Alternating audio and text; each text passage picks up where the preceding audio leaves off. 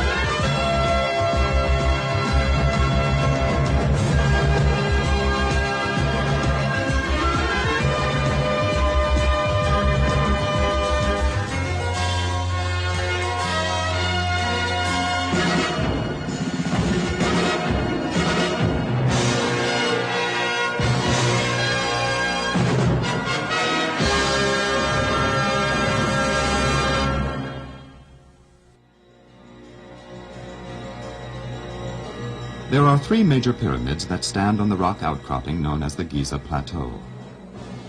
From this prominent position, they offer a commanding view of the Nile Delta, that fertile lowland stretching toward the Mediterranean. The last of these monuments to be built, and the smallest, is the tomb of a king named Menkura.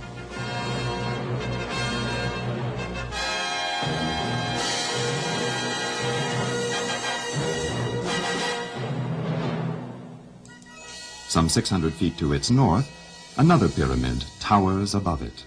Larger and more impressive, it is the tomb of Menkura's father, Khephren. Part of the original casing still clings to its top.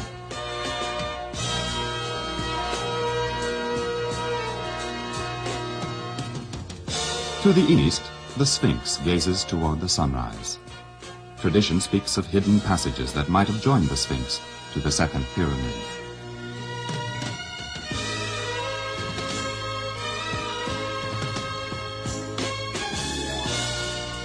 Mystical worship is said to have found expression in these now silent monuments.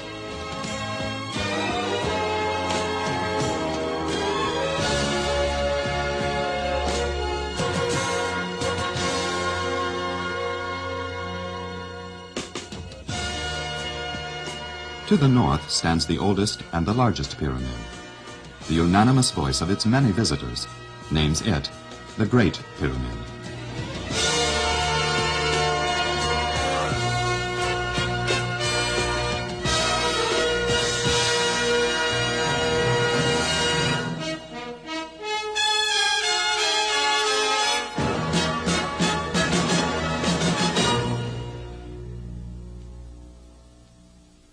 Some say it was, like the ones that followed, a tomb for a presumptuous pharaoh. Others insist that it was not a tomb. Most do agree, however, and properly so, that it is connected with the reign of Khepren's brother Cheops, or Khufu. The size of the Great Pyramid is legendary. Enough stone to build a sidewalk clear around the world, or pave a highway from New York City to Chicago, or to construct 20 Empire State Buildings. The core of the Great Pyramid contains over 2 million stones, averaging 5,000 pounds apiece. Originally, it was overlaid with an additional 120,000 limestone blocks. These highly polished stones shimmered under the desert sun. Thus, the pyramid remained in its dazzling perfection for some 30 centuries, until Arab sultans in the 13th century pillaged the shining outer casing stones for the mosques and bridges of Cairo. Strong mortar filled the tiny joints. only 1/50th of an inch separating each casing block. Ferguson, in his History of Architecture, exclaims, "Nothing more perfect mechanically has ever been erected."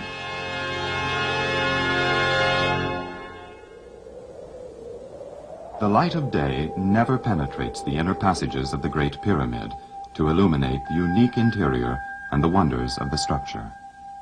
The entrance was known to only a few in Roman times.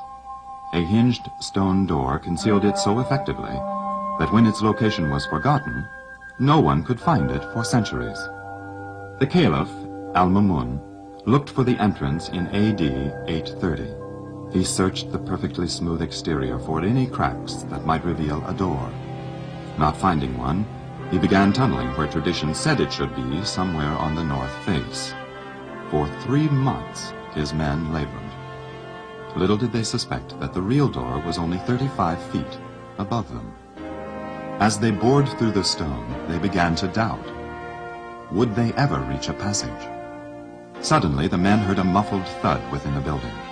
They tunneled toward the sound. They broke into a steep, dark passage descending below ground.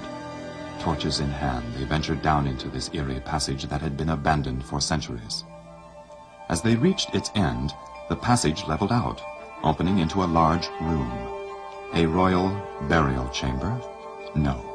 An unfinished, dead end, called the pit. Still confident of vast hidden treasure, they returned up the tortuous passageway, seeking clues along the way. When they arrived near the point of entry, they noticed the large angular stone which earlier they had heard drop. Looking up, they saw revealed for the first time a huge granite plug. Try as they would, Al-Mamun's men could not remove it, so they tunneled around the 15-ton obstruction.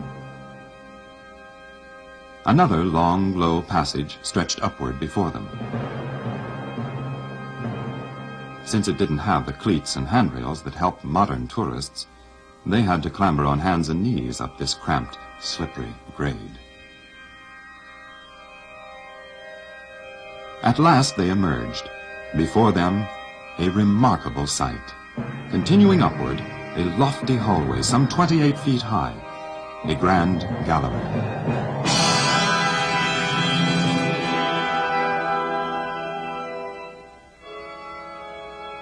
Tunneling below this horizontally was another cramped passageway leading to a large empty room.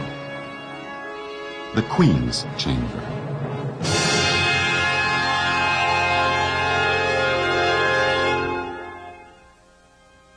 They progressed upward along the grand gallery, ascending into the dark beyond the reach of their glowing torches.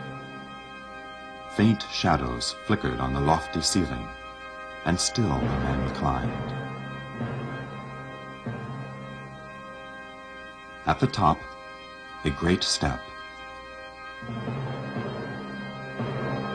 A low stoop into an antechamber. Another low passage, and then the King's Chamber.